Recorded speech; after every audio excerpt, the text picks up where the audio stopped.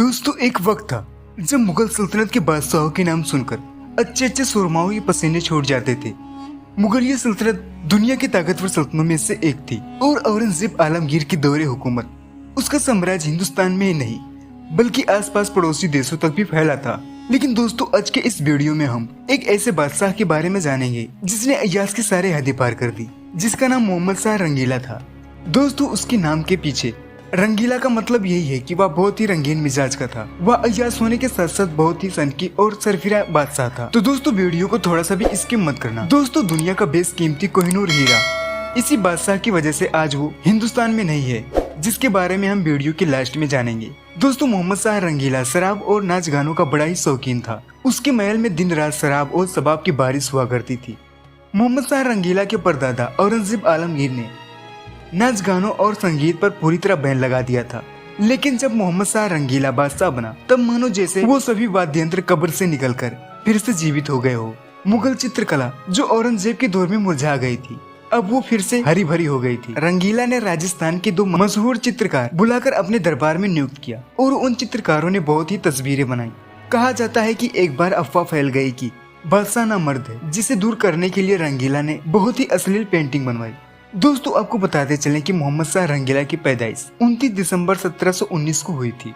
मोहम्मद शाह रंगीला बहुत ही सिरफरा इंसान था। वह रोज नए नए कानून बनाता और खुद उन्हें तोड़ देता। इतना ही नहीं, वह कभी भी किसी को कहीं पर भी नंगा कर देता और खुद भी नग्न हो जाता। वह खुद नग्न होकर महल में घूमता और अपनी दासियों और रानियों से नग्न परेड करवाता। एक बार उसने अपने जेलों में बंद सभी कैदियों को रिहा कर दिया। लोगों ने उसे बहुत रोका लेकिन सब नाकामयाब रहे। फिर उसने सभी कैदियों को दोबारा बंद करने का आदेश दिया, लेकिन अब वहाँ किसी भी कैदी का कोई अता पता नहीं था। कैदी न मिलने पर उसने बेगुनाह लोगों को ही पकड़ना शुरू कर दिया और जेल में डालने लगा।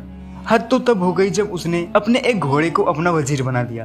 दोस्तों अब बात करते हैं कि इसी शख्स की बेवकूफियत की वजह से दुनिया का बेशकीमती कोहिनूर हीरा जिसे ईरान का नादिर शाह अपने साथ ले गया। जब नादिर शाह दिल्ली पहुंचा तब दिल्ली पर रंगीला की बादशाहत थी। रंगीला लड़ना नहीं चाहता था, इसलिए उसने नादिर शाह के पास एक खत रवाना किया सुलहकार। बदले में नादिर शाह ने शाही खजाने से बहुत सारे सोने चांदी लिए। वह हिंदुस्तान में 56 दिनों तक रहा। जब जाने की बारी आई तभी दिल्ली की एक तवाइफ नूरबाई ने नादिर शाह से कहा कि ये सब कुछ भी नहीं है जो तुमने हासिल किया। उस अनमोल चीज के आगे इन सब का कोई मूल नहीं है, जिसे मोहम्मद शाह रंगीला अपनी पगड़ी में छुपा कर रखा है। नादिर शाह भी बड़ा घाक था और घाट घाट का पानी पिए हुए था। उसका मन तुरंत बदल गया और चाल चलते उसने मोहम्मद शाह रंगीला से कहा, ईरान में एक रस्म है कि भाई खुशी के मौके पर आपस में पगड़ियां बदल देते हैं। आज से हम भाई भाई बन गए हैं, तो क्यों ना इस रस्म को अदा किया जाए। मोहम्मद शाह के पास इसके अलावा कोई दूसरा रास्ता नहीं था। नादिर शाह ने अपनी पगड़ी उतारकर रंगीला के सर पर रखी और रंगीला की पगड़ी उतारकर अपने सर पर रखी और इस तरह दुनिया का मशहूर हीरा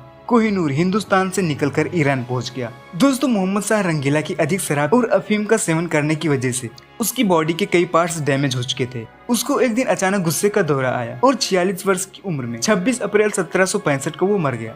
दोस्तों यह वीडियो आपको अच्छी लगी हो तो इसी तरह की हिस्टोरिकल वीडियोस पाने के लिए हमारे इस चैनल को एक सब्सक्राइब कर दीजिए और इस वीडियो को एक लाइक कर अपने दोस्तों के साथ शेयर